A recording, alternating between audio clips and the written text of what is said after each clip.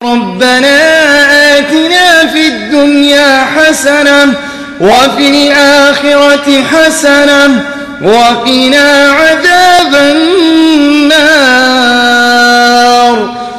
بڑا خوش نصیب ہے وہ شخص جسے مرنے سے پہلے ملائکہ کی زبانی، فرشتوں کی زبانی یہ بشارت مل جائے، یہ خوشخبری مل جائے، یا ایتھا النفس المطمئنہ ارجعی الی ربک راضیۃ مرضیہ فادخلی فی عبادی وادخلی جنتی۔ اے نفس مطمئنہ، اپنے رب کی طرف لوٹ چل اس حال میں کہ تو اس سے راضی اور وہ تجھ سے راضی۔ فادخلی فی عبادی، میرے نیک بندوں کے اندر داخل ہو جا، وادخلی جنتی، اور پھر میری جنت کے اندر داخل ہو جا۔ یہ بہت بڑی بشارت ہے، اور ایسی بشارت، خوشخبری صرف ایسے شخص کو ملے گی جو اللہ تبارک و تعالیٰ کو راضی کرنے کی جستجو میں لگا رہتا ہے، اللہ تبارک و تعالیٰ کی رضامندی کے حصول کی طلب میں لگا رہتا ہے۔ مومن کے سارے اعمال کا مقصد صرف اور صرف یہ ہوتا ہے کہ اللہ تبارک و تعالیٰ اس سے راضی ہو جائے۔ اللہ تبارک و تعالیٰ نے حضرت سلیمان علیہ السلام کی زبانی مومنوں کے لیے بڑی پیاری دعا نقل فرمائی ہے، رب اوزعنی ان اشکر نعمتک التی انعمت علی وعلی والدی وان اعمل صالحا ترضاه۔ حضرت سلیمان علیہ السلام نے دعا فرمائی کہ اے رب مجھے اس بات کی توفیق دے کہ میں اس نعمت کا جو تو نے مجھ پر کیا ہے انعام، اور اس نعمت کا جو تو نے میرے والدین پر کیا ہے اس کا شکریہ ادا کر سکوں۔ جو انعامات تو نے مجھ پر کیے اور میرے والدین پر کیے، میں ان انعامات کی شکر گزاری کر سکوں، اس کی توفیق دے۔ اور اس کے بعد کیا کہا، وَأَنْ أَعْمَلَ صَالِحًا تَرْضَاهُ، اور اس بات کی توفیق دے کہ میں ایسا نیک عمل کروں جو تجھ کو پسند ہے، جس سے تو راضی ہو جائے۔ تو عمل کا جو بنیادی مقصد ہے وہ صرف اور صرف یہ ہے کہ اللہ تبارک و تعالیٰ کو عمل پسند آ جائے اور اللہ تبارک و تعالیٰ کی رضامندی حاصل ہو جائے۔ جنت کے اندر بہت ساری مادی نعمتیں ملیں گی، انسان کے تصور میں بھی وہ نعمتیں نہیں ہیں، نہ کسی آنکھ نے دیکھا ہے، نہ کسی کان نے سنا ہے، اور نہ ہی کسی شخص کے دل میں اس کا وہم و گمان بھی پیدا ہوا ہے۔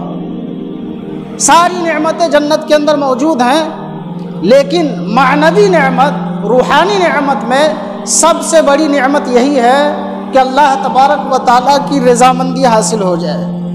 بخاری شریف کتاب الرقاق حضرت ابو سعید خدری رضی اللہ تعالیٰ عنہ بیان فرماتے ہیں کہ اللہ کے نبی جناب محمد رسول اللہ صلی اللہ علیہ وسلم نے فرمایا، ان اللہ تعالی یقول لأہل الجنہ، اللہ تبارک و تعالی جنتیوں سے کہے گا، یا اہل الجنہ، اے جنتیوں۔ اللہ تبارک و تعالی اہل جنت سے خطاب کرے گا تو جنتی لوگ کہیں گے، لبیک ربنا وسعدیک، ہم حاضر ہیں، اطاعت کے لیے حاضر ہیں۔ اللہ تبارک و تعالی کہے گا، حل رضیتم، کیا تم لوگ راضی ہو؟ جنت کے اندر داخلے کے بعد کیا تم لوگ راضی ہو، خوش ہو؟ جنتی لوگ کہیں گے، وما لنا لا نرضى وقد اعطيتنا ما لم تعط احدا من خلقك، کہ ہم راضی کیوں نہ ہو، تو نے ہم کو وہ ساری نعمتیں عطا کی ہیں جو اپنی مخلوق میں سے کسی کو عطا نہیں کی، ساری نعمتیں ہمارے پاس موجود ہیں، تو بھلا ہم کیوں تجھ سے راضی نہ ہوں؟ اللہ تبارک و تعالیٰ کہے گا، انا اعطیکم افضل من ذلک، یہ جو مادی نعمتیں ہیں ان تمام نعمتوں سے افضل نعمت میں تم کو عطا کرنے والا ہوں۔ جنتی لوگ کہیں گے، یا رب وای شیء افضل من ذلک، بھلا ان نعمتوں سے عمدہ اور بہترین نعمت اور کیا ہو سکتی ہے؟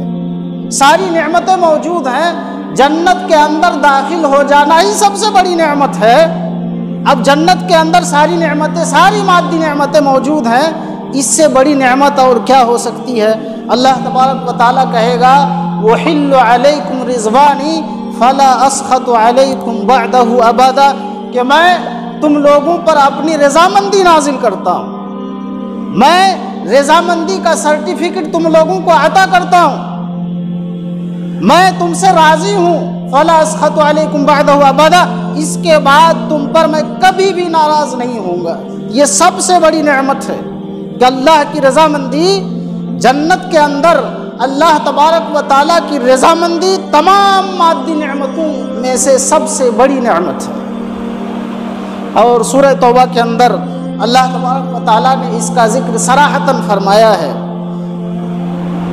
اللہ تبارک و تعالیٰ نے فرمایا وعد اللہ المؤمنین والمؤمنات جنات تجری من تحتها الانہار خالدین فیہا، اللہ تبارک و تعالیٰ نے مومن مردوں اور مومن عورتوں سے ایسی جنتوں کا وعدہ فرمایا ہے، ایسے باغات کا وعدہ فرمایا ہے جن کے نیچے نہریں جاری ہوں گی، وَمَسَاكِنَ طَيِّبَةً، اور پاکیزہ محلات کا وعدہ فرمایا ہے، پاکیزہ صاف ستھرے محلات کا، ایسے باغات کے اندر جو ہمیشہ رہنے والے ہیں، ایسی جنت کے اندر جو ہمیشہ رہنے والی ہے، اس جنت کے اندر اللہ تبارک و تعالیٰ مومن مردوں اور مومن عورتوں سے پاکیزہ اور بالکل صاف ستھرے محلات کا وعدہ فرمایا ہے۔ یہ ساری مادی نعمتیں ہیں، نہروں کا جاری ہونا، اسی طریقے سے محلات کا عطا کرنا، ادھر ادھر کی ساری نعمتیں، یہ ساری کی ساری نعمتیں مادی ہیں۔